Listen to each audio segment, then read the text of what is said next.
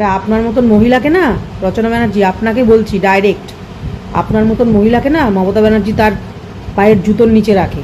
সবাই বলছে যে তৃণমূল লোগো ছিল বলে আমরা সবাই জিতেছি, মমতা বন্দ্যোপাধ্যায়ের মুখ ছিল বলে আমরা সবাই জিতেছি। রচনা বন্দ্যোপাধ্যায় না থাকলে হুগলি জেলা আসতো? তাহলে গড়িয়াহাট থেকে বা ফুটপাথ থেকে একটা মেয়েকে তুলে নিয়ে গিয়ে কেন হুগলিতে দাঁড় করালেন না? রচনা বন্দ্যোপাধ্যায়কে কেন গিয়ে দাঁড় করালেন? তোদের মতন কিছু ছোট লোক কর্মীরা দলটাকে নোংরা করে দেবে, নোংরা করে দিচ্ছিস আর করে দেবে। তোদের জন্য দলটার গায়ে দাগ লাগছে, জানোয়ার কোথাকারে। আজকে রচনা ব্যানার্জির একটা ভিডিও দেখলাম। রচনা ব্যানার্জি এখন বলছে যে মমতা ব্যানার্জি নাকি তাকে ইউজ করেছে। তিনি তো দৌড়ে দৌড়ে নবান্নতে যাননি, মমতা ব্যানার্জি তাকে সাদর আমন্ত্রণ করে নিয়ে গেছে। তারপরে আরও কি বলছে যে গড়িয়াহাটের ফুটপাথ থেকে একটা সাধারণ মেয়েকে কেন দাঁড় করালেন না হুগলিতে। ঠিক আছে, তো রচনা ব্যানার্জির উদ্দেশ্যে একটা কথাই বলবো, নির্লজ্জতার একটা সীমা থাকে। ঠিক আছে, আপনি সেই সীমা পার করে গেছেন। এত বড় অন্যায় করার পরেও আপনি যে আবার সংবাদ মাধ্যমের সামনে এসে এসব কথা বলছেন, আপনার জায়গায় অন্য কেউ বলে না মাটি ফাঁক হয়ে ভেতরে ঢুকে যেত। মানে দোকান কাটার থেকেও আপনি অধম। আমার তো মমতা ব্যানার্জির ওপরে প্রচণ্ড প্রচণ্ড পরিমাণে রাগ হয় যে মমতা ব্যানার্জি কেন আপনার মতন একটা মহিলাকে টিকিট দিয়েছিল। প্রথমত আপনি তো রাজনীতির বোঝেন না, যে নাকি এটাই জানে না জলকে লিটারে মাপা হয় না কুইন্টালে মাপা হয়, সে আবার চলে এসছে রাজনীতি করতে বা সাংসদ হয়েছেন। আরে কি যোগ্যতা আছে আপনার? কত বড় সেলিব্রিটি আপনি, কত বড় চিত্রতারকা, কটা লোক চেনে আপনাকে? তার থেকে লক্ষ লক্ষ কোটি কোটি মানুষ বেশি চেনে মমতা ব্যানার্জিকে। আরে আপনার মতন মহিলাকে না, রচনা ব্যানার্জি আপনাকে বলছি ডাইরেক্ট, আপনার মতন মহিলাকে না মমতা ব্যানার্জি তার পায়ের জুতোর নিচে রাখে। আপনি আবার এখন দল হেরে যাওয়ার পরে তার সাথে বেইমানি করে সরে গিয়ে এখন আবার উল্টো তার নামেই বদনাম করছেন যে উনি তাকে আপনাকে ইউজ করেছে। আর যে বলছেন না গড়িয়াহাটের ফুটপাথ থেকে একটা সাধারণ মেয়েকে নিয়ে এসে কেন দাঁড় করালো না, হ্যাঁ ঠিক তাই, এটা আমারও বক্তব্য। গড়িয়াহাটের ফুটপাথ থেকে একটা সাধারণ মেয়েকে নিয়ে এসে যদি দাঁড় করাতো না, সে অ্যাটলিস্ট গদ্দারিটা করতো না আপনার মতো। আপনার গায়ে তো চামড়া নেই, তার গায়ে অন্তত হয়তো চামড়াটুকু থাকতো। সে আপনার মতন বেইমানিটা করতো না, পেছন থেকে ছুরিটা মারতো না। তাই শুধু শুধু এ সমস্ত বাজার গরম করা কথা বলে সাধারণ মানুষকে বিভ্রান্ত করার চেষ্টা করবেন না। কেউ আপনার কথায় এখন আর গুরুত্ব দেবে না, আপনার সেই দিন চলে গেছে। আমাদের এই বালিশ বন্দ্যোপাধ্যায় মানে চাটন ঋতু, সে নাকি 21শে জুলাই ধর্মতলায় চলেছে তার সাঙ্গপাঙ্গদের নিয়ে শহীদ দিবস পালন করতে। তা বলছি বালিশকেই বলছি, বালিশ আপনার কি 21শে জুলাইয়ের গুরুত্ব জানা আছে? 21শে জুলাই কেন পালন করা হয় এসব বিষয়ে কিছু তথ্য আপনার কাছে আছে, নাকি এমনি এমনি চলেছেন? মানে কথায় বলে না ঢাল নেই তরোয়াল নেই নিধিরাম সর্দার, সেই হচ্ছে আপনার অবস্থা। গায়ে মানে না আপনি মোড়ল। একদম মমতা ব্যানার্জির সাথে নিজেকে তুলনা করতে যাবেন না। তো বলছি বন্ধুরা, এর আবার অনেক রকম কেলোর কীর্তিও আছে শোনা যায়।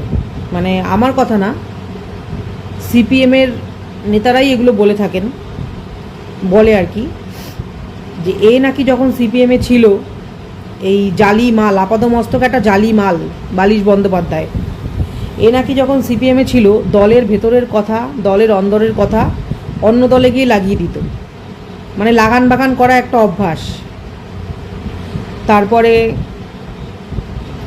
অজস্র নারীদের সঙ্গে অবৈধ সম্পর্ক রাখা, এই নিয়ে নাকি তখন মানে যখন সিপিএমে ছিল তখনকার কথা বলছি, তখন নাকি আলিমুদ্দিন স্ট্রিটে এর এগেনস্টে প্রচুর চিঠি জমা পড়ত।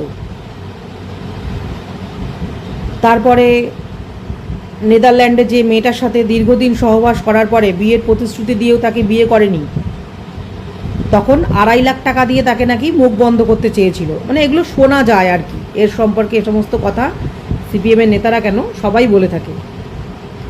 মানে পচা আলু চেনেন তো বন্ধুরা, পচা আলু, সেই পচা আলুকে যদি কটা ভালো আলুর সাথে রাখেন না, সেগুলোও পচে যাবে। এ হচ্ছে পুরো আপাদমস্তক জালি মাল। মানে এ যেখানেই থাকবে পুরো এলাকাটাই নষ্ট হয়ে যাবে। মানে এতটাই জালি। সাদা পায়জামা পাঞ্জাবি পরে মানুষের সামনে এমন একটা ভাব চক্কর করে ঘুরে বেড়ায় আর প্রমাণ করতে চায় যে আমরাই আসল তৃণমূল। এগুলো কেউ মেনে নেবে না। নিজেকে এত গুরুত্ব দিচ্ছেন কেন আপনি? বালিশকে বলছি, বালিশ, নিজেকে একটু প্রয়োজন হচ্ছে বেশি গুরুত্ব দিয়ে ফেলছেন। গায়ে মানে না আপনি মোড়ল। হাট। আজকে কৌস্তব বাগচির মতামত যে যারা কাজ পাচ্ছে না তারা চাকরির সন্ধান না করে মাংসের দোকান খুলুক, ঝটকা মাংসের দোকান। মানে যারা পড়াশোনা করে বসে রয়েছে, চাকরি পাচ্ছে না, বিকজ সিস্টেমের প্রবলেম সেটা, তার জন্য এখন ঝটকা মাংসের দোকান খোলাটা সলিউশন। তাহলে আর আগের সরকারের সাথে এই সরকারের বক্তব্যের কি তফাৎ থাকলো? বিজেপির এক গুন্ডা যাদবপুরে গিয়ে থ্রেড দিয়ে আসছে কারণ সেখানে ঝটকা মাংস বিক্রি হচ্ছে না, হালাল মাংস বিক্রি হচ্ছে। খেয়ে অশ্রাব্য ভাষায় গালাগালি দিয়ে তুমি আজকে সনাতনী ধর্ম প্রিচ করতে এসেছো। আর এইসব লোকগুলো এরা কি কোনোদিন আর্সেলা নামিনি আর বিরিয়ানি খায়নি বা খেয়ে দেখবে না? এটা আমাকে মানতে হবে, মেনে নিতে হবে। এদের বাড়িতে উৎসব অনুষ্ঠান লাগলে এরা বিরিয়ানি খাওয়ায় না তো? এবং এই মাংসের দোকানগুলো প্রত্যেকটা কিন্তু লাইসেন্স পাওয়া রয়েছে, প্রত্যেকের ট্রেড লাইসেন্স আছে, ঠিকঠাক কাগজপত্র নিয়ে দোকান খুলেছে, সেই সব জায়গার জমির সেই সব কাগজপত্র রয়েছে। এইবারে এরা যে থ্রেড দিয়ে আসছে, এরা আইন বিরুদ্ধ কাজ করছে না? তাহলে সরাসরি গিয়ে থ্রেড দিয়ে আসছে যে দোকান বন্ধ করতে হবে, না হলে অমুক করবো তমুক করবো। এটা কোন ডেমোক্রেসির এক্সাম্পল? এরা এমন ভান করছে যেন এদের ছাড়া আর কোনো হিন্দু নেই, কেউ ধর্ম বোঝে না, কেউ ধার্মিক নয়। যে আমরা সরকার পরিবর্তন করে কি পেলাম, তাই তো নাকি? কি পেলাম আমরা? কিছু পেয়েছি, কিছু সুবিধা আমরা পেয়েছি। আমরা জনসাধারণকে অনেক কিন্তু প্রতিশ্রুতি দেওয়া হয়েছিল, সেই প্রতিশ্রুতিদের মধ্যে অনেক কিছু যে প্রতিশ্রুতি দিয়েছিল সেই প্রতিশ্রুতির মধ্যে আপনি কি কি পেয়েছেন একটু নিজের মনকে প্রশ্ন করুন, নিজের বিবেককে প্রশ্ন করুন। পেয়েছি, হকার উচ্ছেদ পেয়েছি, তাই না? কিভাবে হকারগুলোকে উচ্ছেদ করা হলো আপনারা দেখতে পেয়েছেন। সেই সরকারকে দুহাত তুলে ভোট দিয়েছে যারা, প্রত্যেককে তাদের দোকান, ঘর, বাড়ি যা ছিল সমস্ত ভেঙে চুরমার করে দিয়ে গেছে। আর কি পেয়েছি? বলুন তো একবার। 450 টাকার গ্যাস প্রতিশ্রুতি দেওয়া হয়েছিল, পেয়েছি। 200 ইউনিট বিদ্যুতের ফ্রি আমরা পেয়েছি, পাইনি। তাহলে এই হকার উচ্ছেদ করে দেওয়া হলো, তার মানে আবার আম্বানি আদানিদেরকে নিয়ে আসা হবে সেই প্ল্যাটফর্মের বাইরে, ঝাঁ চকচকে দোকান, হোটেল, রেস্তোরাঁ তৈরি হবে। আর সেখানে আপনি কি পাবেন? আপনি সেই গরিব মানুষদের, হকারদের কাছ থেকে যে খাবারটা খাচ্ছিলেন সেই খাবারটা 3 গুণে টাকা দিয়ে আপনাকে কিনে খেতে হবে। দেখুন, একটা হকার আপনাকে যদি দুপুরের কোনো খাবার ট্রেনে দেয় তাহলে সেই খাবারটার মূল্য কত হতে পারে? মিনিমাম 50 থেকে 60 টাকা। কিন্তু আমরা প্যান্টিকারে এখনো খাচ্ছি 180 থেকে 200 টাকায়। তাহলে আমরা কি বুঝলাম? গরিব মানুষদের জন্য সরকার কোনো দিন ভাবেনি আর ভাববেও না, তাই তো নাকি? দিন মজুর, যারা শ্রমিক, যাদের কাজ নেই হাতে, তাদের ওপরেও এই অত্যাচার চলছে। এই হকার উচ্ছেদ করার পেছনে মূল কারণ কি? মূল কারণ একটাই, যে হকারগুলোকে উচ্ছেদ করেছিল সেই হকারগুলোই কিন্তু কোনো রাজনৈতিক দলের নেতাও ছিল। সেই নেতাও কিন্তু আজকে বলছে যে আমাদের পেটে লাথি মারা হয়েছে।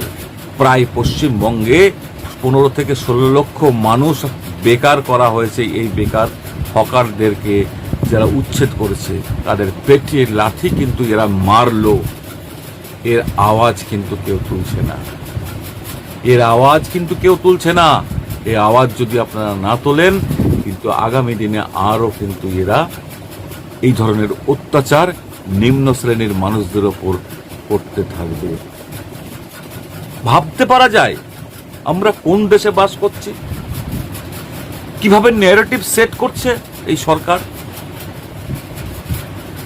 আমরা যে জিনিসটা করব সেই জিনিসটা ভালোর জন্য করব, এইভাবে জনসাধারণের মাথায় কিন্তু মগজ ধোলাই করানো হচ্ছে, তাই তো? আর সেই সরকারকে আপনারা সকলে মিলে দুহাত তুলে ভোট দিয়ে আজ সরকারকে নিয়ে এসেছিলেন, তাই না? কি করা হলো? সরকারি কর্মচারীদের মুখ কিন্তু খোলা যাবে না। সরকারি কর্মচারীদেরকে ডিএ দেওয়া হবে, আর সেই ডিএর যাতে আন্দোলন না করতে পারে তার জন্য কিন্তু সমস্ত কিছু নির্দেশ জারি করা হয়েছে যে কোনো সরকারি কর্মচারীর মুখ খোলা যাবে না, এইভাবে বন্ধ রাখতে হবে। সিভিক ভলেন্টিয়ারদেরকে পুরনো সরকার 10 বছর ধরেই 8,000, 9,000, 10,000 টাকা মাইনেতে রেখেছিল। আজকে তাদের কি অবস্থা? কোনো কাজ নেই, কোনো কলকারখানা নেই, কোনো রকম প্ল্যানিং নেই। আজ কিন্তু আমরা মার খাচ্ছি এইভাবে দিনের পর দিন। এর আওয়াজ কে তুলবে? প্রতিবাদ কে করবে? শুধুমাত্র এখানে ধর্মের রাজনীতি চলে। তুমি হিন্দু, তুমি মুসলিম, তুমি মন্দির মসজিদ, এই নিয়ে দিনরাত সারা ভারতবর্ষে আজ এই শাসক সরকার কিন্তু চালিয়ে যাচ্ছে দিনের পর দিন এই ন্যারেটিভ সেট। দেশ কোথায়, কিভাবে দেশ এগোবে তার কোনো পরিকল্পনা নেই। হঠাৎ করে নতুন নতুন সিদ্ধান্ত নিয়ে চলে আসছে এবং গরিব মানুষ সব থেকে যদি ইফেক্ট পড়ে গরিব মানুষদের ওপরে কিন্তু পড়ছে। আমরা কিন্তু খুব অসহায় অবস্থাতে বসবাস করছি। এরা কেউ অনুধাবন করতেই পারছে না। যারা বড়লোক মানুষ তারা কিন্তু বসে বসে মুচকে মুচকে হাসছে এবং তারা বলছে তোমার যদি এতই কষ্ট হয় তুমি তোমার বাড়িতে একটা তাকে জায়গা দাও। ভাবনা চিন্তা এতই সুন্দর, কি বলবো দাদা, এইভাবে দেশ চলতে পারে না। ধন্যবাদ, ভালো থাকবেন।